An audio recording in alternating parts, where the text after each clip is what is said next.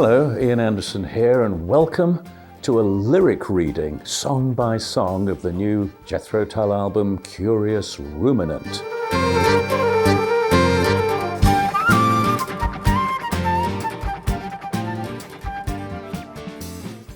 First song on the album is a piece called Puppet and the Puppet Master. There's no business like show business, or so I've heard people say. And this is a song really about that experience of being on a stage and responding to the needs of the audience, and at the same time the audience responding in a way to the needs of the performer. So who knows who is pulling the strings? That's the topic of the song. It's a little bit self-conscious, so forgive the obvious references. No offense should be taken. Puppet and the Puppet Master. Holding court on a black box stage, dangling from the strings, I twirl and face the music and the prompter in the wings. I am both willing puppet master also, with lofty expectations set to pull me to and fro.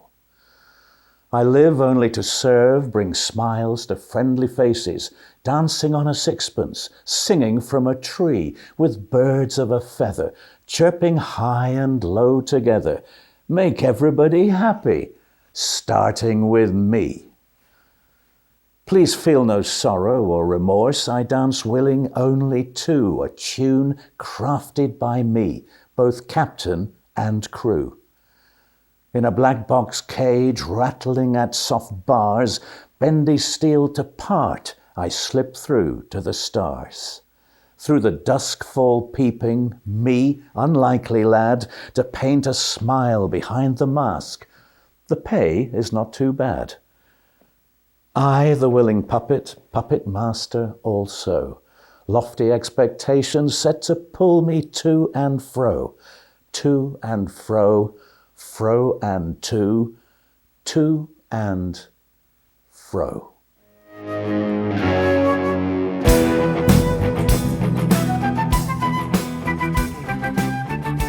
And now the title track of the album, Curious Ruminant.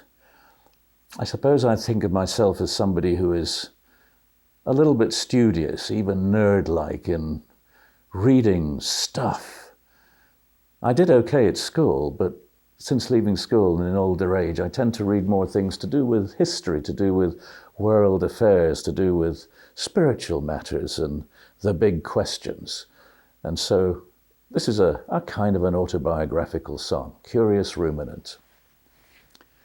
I count my life in seconds past, in meeting minutes, hours of glass, days of quiet watching, thought bubble clouds blow through the years, wondering aloud. Needle matches spark my fires, dissenting voices from steeple spires ring out across the woody hills, as brief as mad March daffodils. Asking, why am I here? Answering, why am I anywhere? Orbiting construct of Jung and Freud, psycho-dreaming asteroid. Faced with big questions, toss and turn, unfit to frolic, unconcerned. Asking, why am I here? Answering, why am I anywhere? Orbiting construct of Jung and Freud, psycho-dreaming asteroid. Ruminant pleasures, write them down, harsh adjective, improper noun. Reconsider each every day. I'll change my viewpoint, shift and sway. No head in pickle, soup or stew, sit on the fence, enjoy the view. Needle matches spark my fires, dissenting voices from steeple spires ring out across the woody hills, as brief as mad March daffodils. Dead, gone, detached from your reality, pray think of me kindly anyway.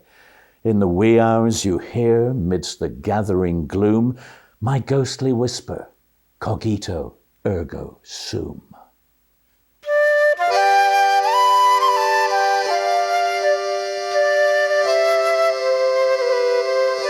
When I was a young lad, I think at the age of 12, I was shipped off to visit my Aunt Molly, who at that time was living in Pitlochry, in Perthshire, in the Highlands of Scotland.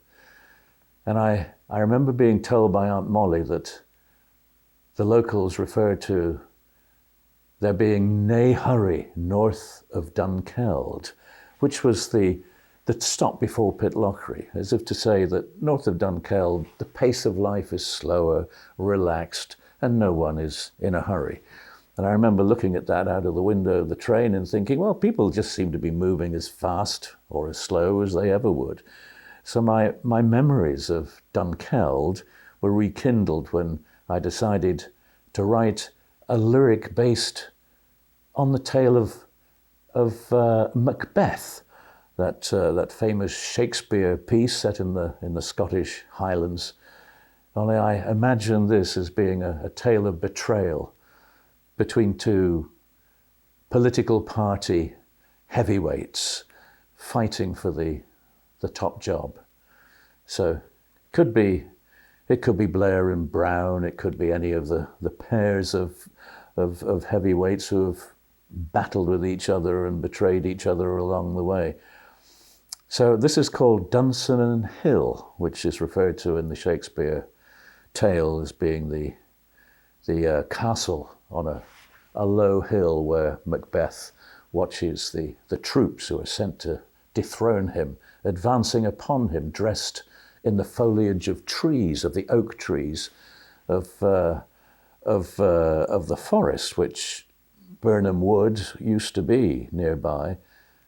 And Burnham Wood now is reduced to a few scattered trees and one surviving oak tree, which was almost certainly around at the time of the tale of Macbeth, following Shakespeare's visit there, where he was a jobbing actor and was on tour in Scotland and actually visited the area. Who knows, maybe he was inspired by Burnham Wood and Dunsinane, or Dunsinane as I pronounce it, I think correctly, whereas Shakespearean actors tend to say Dunsinane, but I think it's Dunsinane. And so this is my tune and song, Dunsinane Hill. We two hard men of arms as brothers roam the commons, encounter pushy spin doctors, 1, 2, and 3.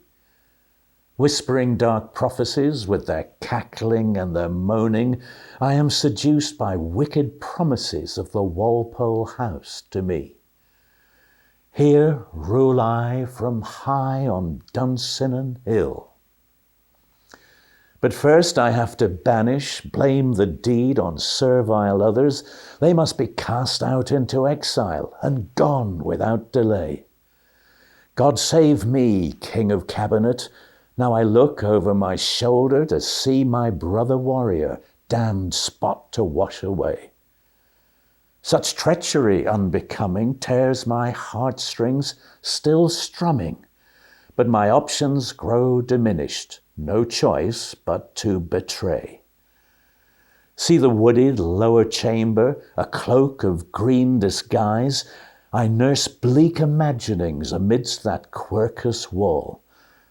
Mere matter of delusion, no speaker's firm intrusion, let guilty solace soon surpass the tears that fall. I shall reign resolved, proud, never vanquished, until great Burnham Wood comes to high Dunsinane Hill. To high Dunsinane Hill.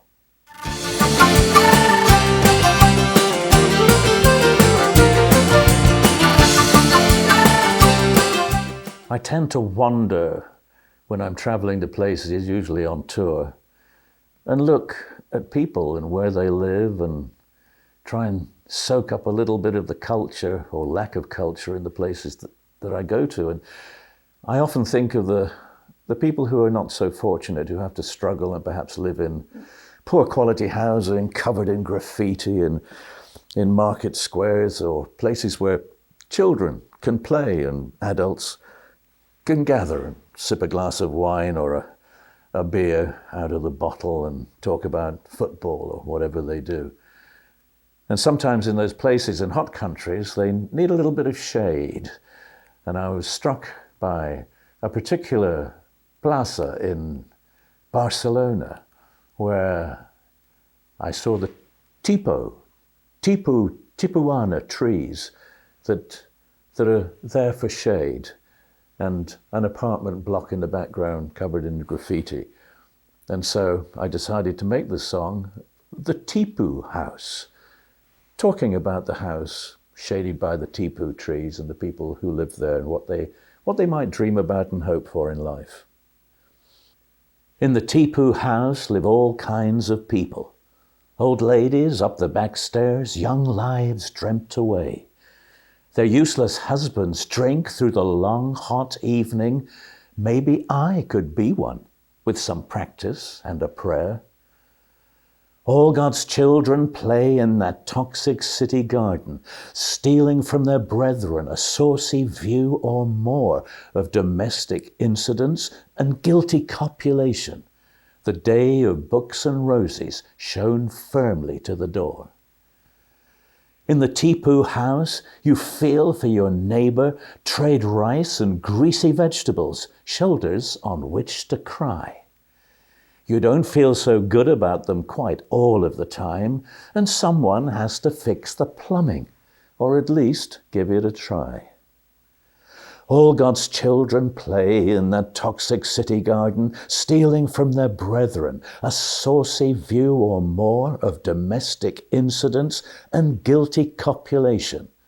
The day of books and roses shone firmly to the door. In the Tipu house, there's a quiet, insistent babble.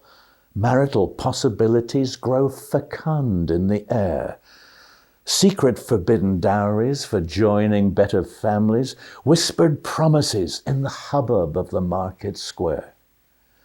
All God's children play in that toxic city garden, stealing from their brethren a saucy view or more of domestic incidents and guilty copulation. The day of books and roses shone firmly to the door.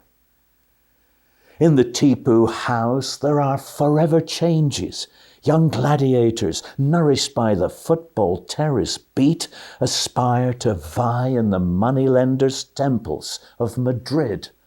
Dream hungry dreams in smooth Brioni, turning up the heat.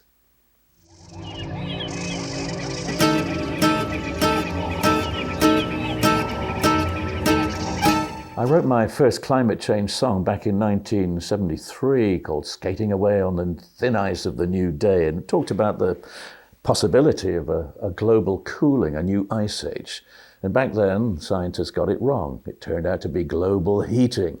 And we live in an age where we constantly know we could be facing the end of a balmy, easily assimilated maritime climate where it never gets too hot or too cold. But sometimes walking around places, even in the middle of London, I'm struck by, on a hot day, just how dry and arid it may become for my grandchildren or great-grandchildren. So I decided to write a piece about a rather bleak, dystopian scenario of a dried-out part of London called Paddington Green, a public park of historic reputation as being on the outskirts of the original London, a little village green where people could sit and enjoy the countryside, as indeed it once was. So this is about the dried out Savannah of Paddington Green.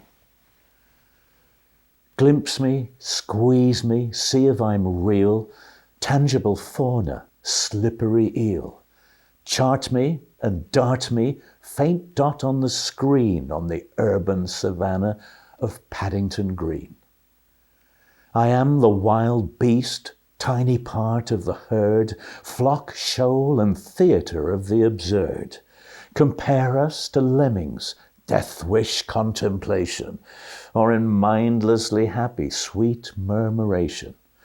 Wheeling and whirling in social display, free flight celebration of synchronous play, irresponsible echoes, best heard and not seen, over urban savannah of Paddington Green. I have a faint folk memory of trees, lush meadows, right here on this spot where dust gathers and blows. Threatening species we turned in on ourselves, like others before us, now left on the shelves. Wheeling and whirling in social display, free flight celebration of synchronous play, irresponsible echoes best heard and not seen over urban Savannah of Paddington Green. But hey, we had glorious times of sweet ignorance, reveling in shady shared points of indifference, adjacent cracked flyover, silent, serene, by the urban Savannah of Paddington Green. By the urban Savannah of Paddington Green, of Paddington Green, of Paddington Green, of Paddington Green.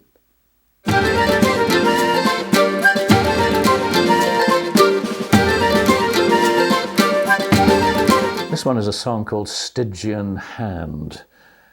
I don't know about you, but sometimes walking late at night through some relatively deserted, strange city that I don't know too well, I get a little nervous, particularly as I get older, that I might meet somebody determined to do a dastardly deed and coming towards me, or perhaps footsteps coming from behind me. It makes me a little nervous, but so far I've been lucky.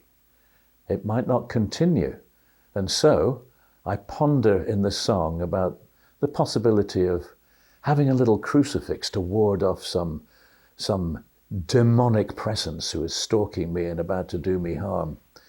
I do actually have a crucifix, but I don't wear it. It's made of white gold, so perhaps it's something I could use to buy off a would-be assailant. Leave me alone, take my crucifix, or my watch as well. Stygian Hand. Cobbled roadway, dark as pitch, grey mist swirling. Something lightly treading this way comes. Could be the bobby on his beat, torch probe a-curling along the dead-end alley between the slums. Crash! The Stygian hand against my brow, unholy tempter with confrontation face. I proffer cross of comfort, defiant exorcism, no starting gun to join this hoary devil's race. Symbol of faith, symbol of sacrifice, icon of glory, graven in gold, Alpha, Omega, and all things between, strength to the bearer, good grace to behold. Glimpse of peace and grasp of last hope divine in the gathering dusk when night lights dim. Give firm resolve in times of desperation as spectral visitants in life's dark corridor swim.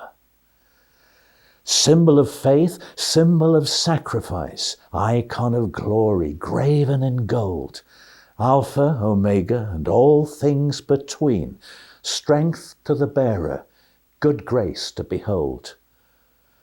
Cobbled roadway, dark as pitch, grey mist swirling, something lightly treading this way comes.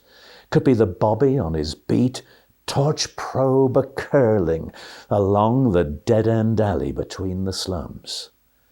Crash! The Stygian hand against my brow, unholy tempter with confrontation face. I proffer cross of comfort, defiant exorcism, no starting gun to join this hoary devil's race.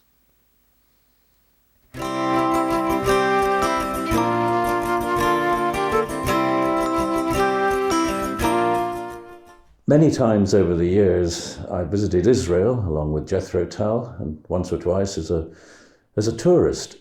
And particularly, I'm struck by the beauty, the history, and the contradictions of the ancient city of Jerusalem, which changed hands many, many times over the years.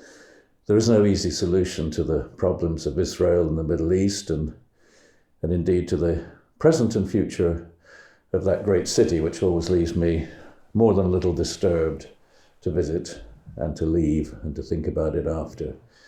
So, This is a piece called Over Jerusalem. Am I the hawk? Am I the dove? The vulture swooping down from above?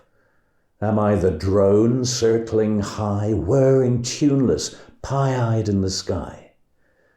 Angry gods of retribution, driving hate without solution, city home to all who came and ever will. Long-lost tribes, invaders of old, staking their claim to spiritual gold, layers of antiquity buried below, each with a sad tale to better not know. There is no time for meditation, pause for thought or hesitation, set in stone firm pledges to fulfill. Angry gods of retribution, driving hate without solution, city home to all who came and ever will. Rocks upon rocks, ashes on ashes, bagels and lox, Warak Diwali. Divisible loaves, 2 fish from the Galilee, as friends sit and dine, take water and wine. I walk the cobbled alleys nervously, soldier girls and soldier boys stare at me, down the line, out of time, switch alliance in my mind. I walk the cobbled alleys nervously, soldier girls and soldier boys stare at me, down the line, out of time, switch alliance in my mind. Am I the hawk? Am I the dove, the vulture swooping down from above? Am I the drone circling high, whirring tuneless, pie-eyed in the sky? There is no time for meditation, pause for thought or hesitation, set in stone firm pledges to fulfill. Angry gods of retribution, driving hate without solution, city home to all who came and ever will. But I never will. I'm not over Jerusalem. Jerusalem.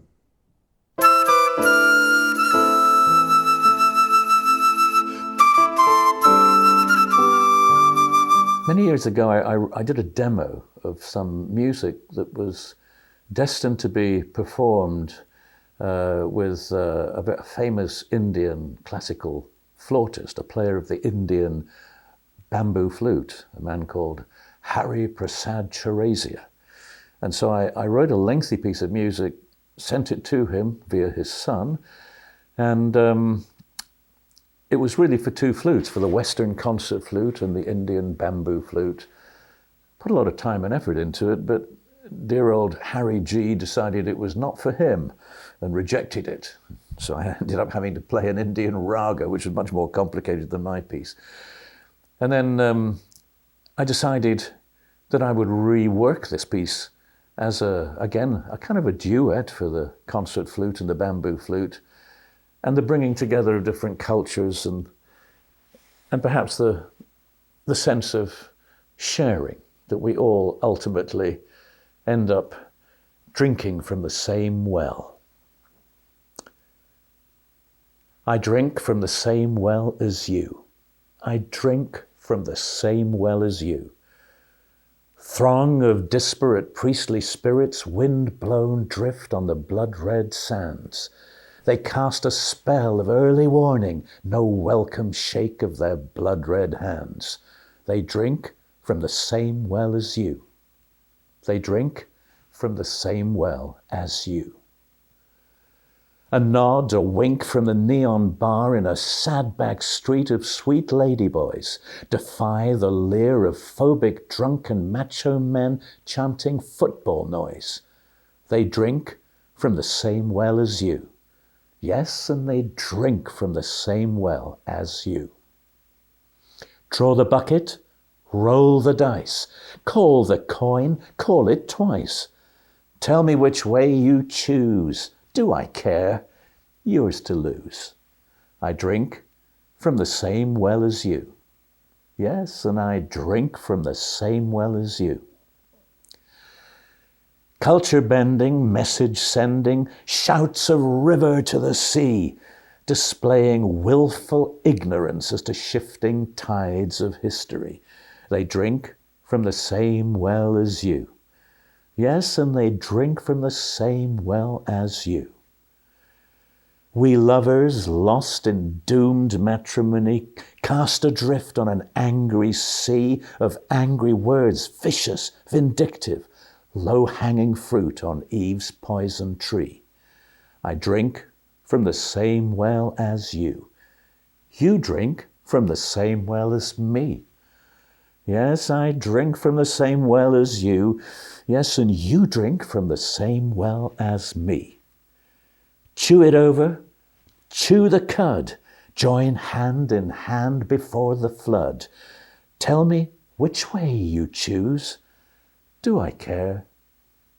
Yours to lose.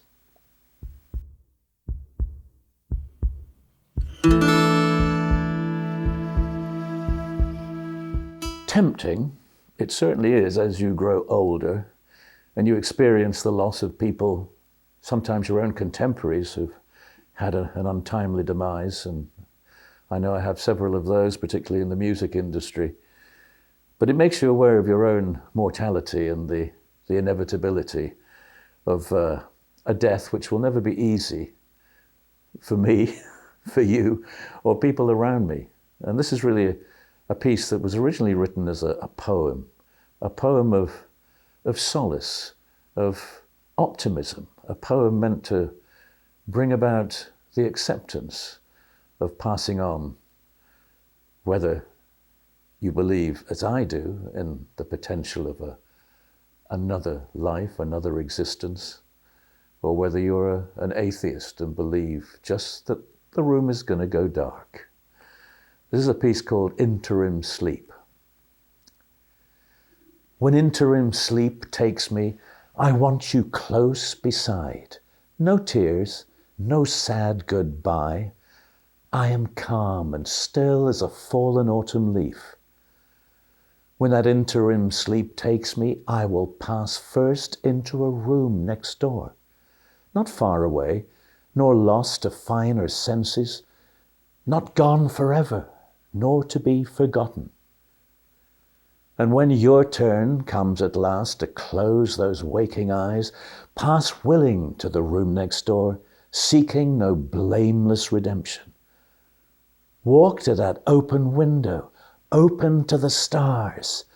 Look out down the winding river valley where lights sparkle, marking stations, stations where trains start and stop on the separate journeys of our many lives. High above the nearest empty station flies a solitary bird, faint in the higher distance, circling, soaring in the infinite blue. Reach up to that bird to find me waiting on firm, welcoming feathered wings. Together, we will circle in that infinite blue, glide down past stately barges to the next twinkling station, buy tickets, stow useless excess baggage to board the onward train. Another journey.